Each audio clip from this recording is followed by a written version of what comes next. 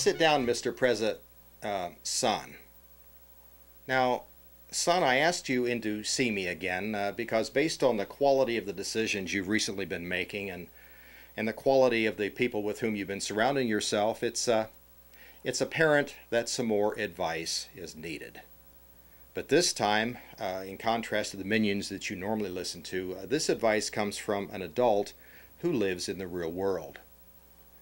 Now first, son, let me say that I'm damn proud of this country. In just 230 years, we've created a unique environment for personal opportunity. And that's why this country has led the world in innovation. We've evolved a society that attracts more would-be citizens than any other in history. Our soldiers have bled and died around the world to provide and preserve freedom, and we've given more aid to populations around the globe than any other country. Now, in the face of this wildly successful America, you want to fundamentally transform it? Well, son, what you call fundamental transformation, I call fundamental meddling. Now, it's obvious from your performance that you aren't qualified to meddle in much of anything. In 2008, in a radio interview, you said, "I view the current Constitution as being a negative document in that it does not go far enough to grant powers to the federal government." Really? As a supposed constitutional scholar, you should know that the Constitution was written to preserve the rights of individuals and to limit the power given to the government. I guess you slept through your constitutional classes at Harvard. The Constitution does not give you the right to own and operate auto companies, insurance companies, and banks, nor can you force citizens to buy insurance within the Constitution. Stop interfering with institutions like free enterprise that you don't understand and that the Constitution does not give you the authority to control. Now, with regard to the Cambridge police dust-up, you said you didn't know all the facts, but then you said the Cambridge police acted stupidly. Wasn't that just a little prejudicial? And tell me, son, are you really a legal scholar? Do you really understand how the law works?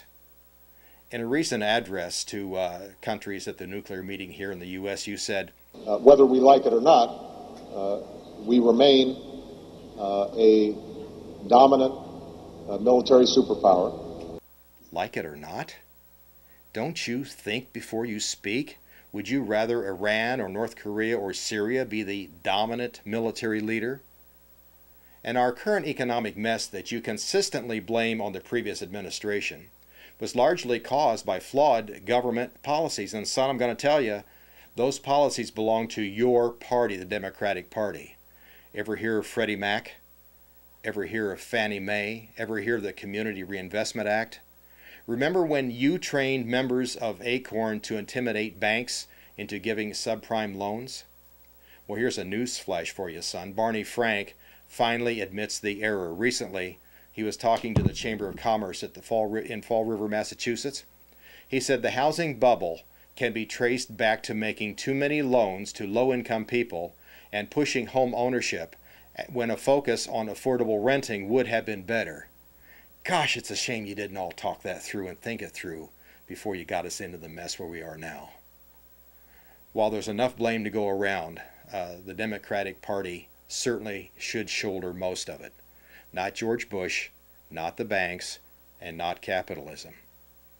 And now, if that wasn't enough, you meddle in Arizona's attempt to protect itself from an invasion of illegal immigrants. Instead of squandering billions of taxpayer dollars on initiatives that we don't need and that you probably don't have the authority to initiate, wouldn't it be nice if you did something that you are supposed to do there in Washington, and that is to provide for the security of this country, and that includes its borders? You know, we need a president who can solve problems. What we have is a clueless intern who's in way over his head. We have an intern who needs to be turned out in 2012. In the meantime, this November, we're going to send a lot of your play buddies, son, back to civilian life. From now on, the federal sandbox will be a very lonely place.